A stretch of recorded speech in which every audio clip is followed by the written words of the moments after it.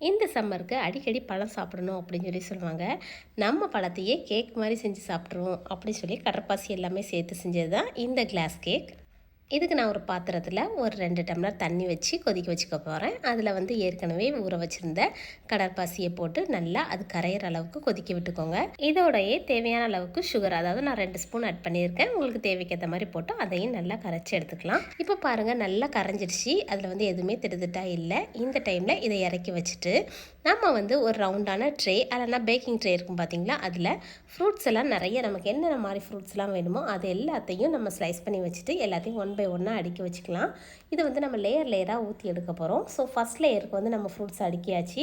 இதுக்கு மேலே நம்ம ஃப்ரூட்ஸில் அப்படியே ஊற்றினோம்னா கொஞ்சம் நவண்டுரும். அதனால் கரண்டியை வச்சு நம்ம செஞ்சு வச்சுருக்க கடற்பாசி தண்ணியை அப்படியே ஊற்றி இதை ஃப்ரிட்ஜில் வச்சு ஒரு 5 நிமிஷம் வச்சாலே போதும், நல்லா செட் ஆயிரும். இப்போ பாருங்கள், செட் ஆனதுக்கப்புறமா எடுத்துகிட்டு அடுத்த லேயர் ஊற்றிடலாம். அடுத்த லேயரில் நமக்கு தேவையான நட்ஸ் போட்டுக்கலாம். நான் இன்றைக்கி பாதாம் போட்டிருக்கேன். இதையும் போட்டுட்டு இதையும் அதே மாதிரியாக ஒரு 5 நிமிஷம் ஃப்ரிட்ஜில் நம்ம செட் ஆக விட்டுற போகிறோம்.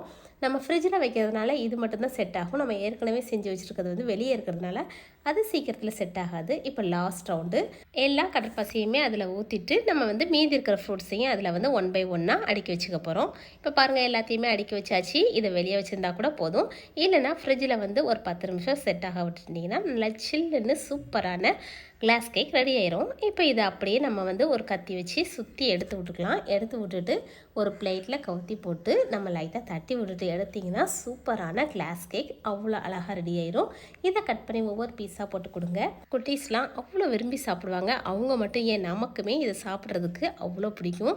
ஏன்னா இதோட டெக்ஸ்சர், அதுக்கப்புறமா இந்த ஃப்ரூட்டோட டேஸ்ட் எல்லாமே சேர்ந்து சூப்பராக இருக்கும்.